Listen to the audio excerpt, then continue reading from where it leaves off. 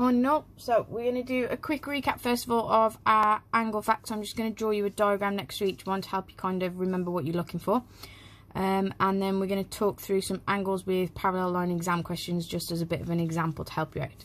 So we know angles on a straight line add up to 180, so that doesn't matter what your straight line looks like. If you've got angles on that straight line, you know that this angle, and this one, so A, B and C in this case, are all going to add up to 180. Just be careful if you get this little square, remember that's just a right angle, so it's 90 degrees. Right, angles around a point, we should now add up to 360. So again, that's if all of your angles are based somewhere around a single point. So in this case, I've got angle A, B, C and D, that if I add up all of those angles, I'm going to get 360 degrees altogether. Right, opposite angles are equal, very important one to remember, okay? And that is whenever you've got two straight lines crossing over, that this angle and this angle will be the same. So that angle and that angle will be the same. And that would also mean that the angle at the top here and the angle at the bottom here are also both the same. And just remember, with that one, what you can do is if you cover up this half, you've ended up with angles on a straight line. So these two have to add together to make 180. It might help you out with some of the questions. Right, these next three are all to do with parallel lines. Okay, remember parallel lines, first of all, are any two straight lines that are never going to meet and are usually identified with a set of arrows. Okay. Alternate angles, and remember a highlighter is best for any of these sorts of questions, so you will need them for today's lesson. Best thing you can do is alternate angles is the one where you can make a Z shape with two sides of that letter Z made from the two parallel lines. If you can make a Z, it means the two angles inside of that Z, so that one there and that one there, are both equal, so that one and that one would both be exactly the same size. Okay, corresponding angles are equal. That one, again, we start with our parallel lines, but this time you are looking to make the letter F. So again, two of those three lines that make the F must be the two parallel lines, and it's the angles underneath the parts of the F that are the same. Now remember, you could have that diagram any way up, including the Z one. It doesn't matter if it's upside down, it doesn't matter if it's upside down and back to front. Okay, it's still the same shape, they're still the same size angles. Right, and then we've got supplementary angles. So this is our odd one out when it comes to the three parallel line rules. Supplementary angles are, again, starting with, that was a very badly drawn arrow, two parallel lines. This time you are looking to make a shape C. So what I mean by that is, again, using our two parallel lines, you should be able to make a C shape, and it means that this angle and this angle must add up to 180. So if I label one as X and one as Y, then X plus Y must always equal 180 degrees. Notice that the two are both inside of that C shape. Okay, they're all very, very similar. Just be careful not to mix them up, and a highlighter is always handy with these questions. Right, and then you've got angles in a triangle add to 180. That works if it's a right angle triangle. Okay, do not assume that these two angles have to be the same. These lines could be different lengths, in which case these angles are different sizes. Okay, or you could have a regular scalene triangle, so a triangle where all three sides are or different lengths, in which case all three angles are different sizes.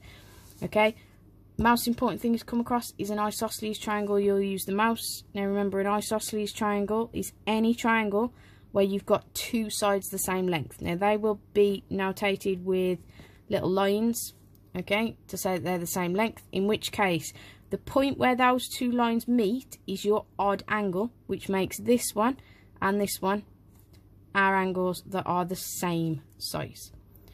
Okay, so that's our basic angle facts. What we're going to do is we're going to look at three parallel line exam questions. I'm going to go through them in detail. If you don't feel like you need to listen to this, you don't have to. Feel free to get straight onto the worksheet. If you need a bit more help on this, then listening through would be a good idea. So, angles in parallel lines. So we've got, first of all, our parallel lines identified with arrows. Okay, I want to try and find X and Y. Now, because I've got this angle here as 20 degrees, if I did an F-shaped diagram, I'd have that angle and that one, which isn't very useful to me. I don't really need this one. Okay, it could work to find the next one, but you can find it a little bit faster.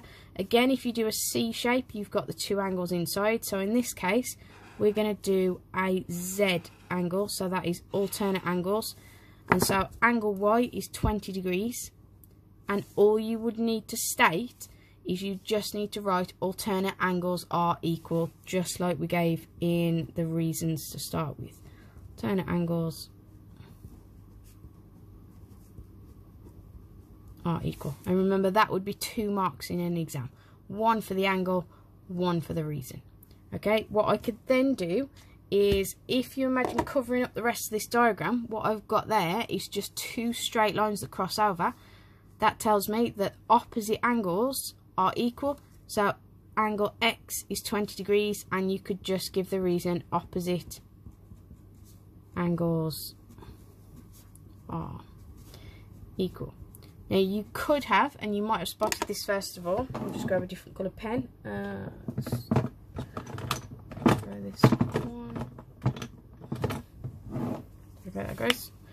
Right, you could have done an upside down F. I'm not sure that's actually going to stand out there, but you can see that I've got my F upside down, in which case this angle and this angle are the same degrees, and the reason you'd give then is corresponding angles are equal. So there's many different ways to get to the same answer. That's absolutely fine.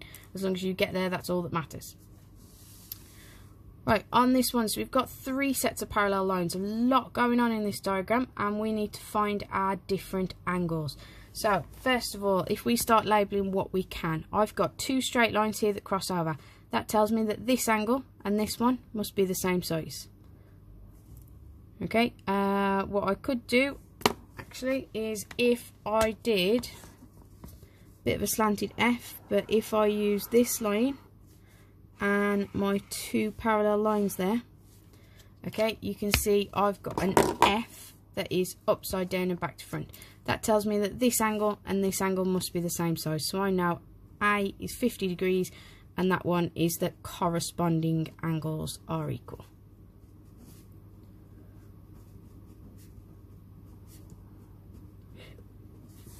Okay, and then what I've got here is 2 more parallel lines. So in this case, what I could do is, it doesn't quite look like one just because of the way the lines are, but it is technically a Z shape there, bit of a stretched out one rather than sitting up, but it does tell me that the 2 angles inside the Z are equal. So B is 110 degrees, and you just need to state that alternate angles are equal.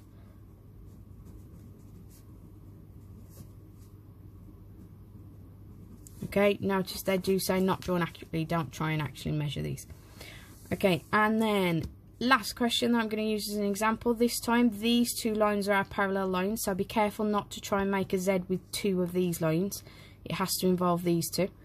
Okay, and what I can do is, if I do this line and the 2 parallel lines coming off, I've got another F that's back to front there, look, but it does tell me that angle X and this angle are both the same.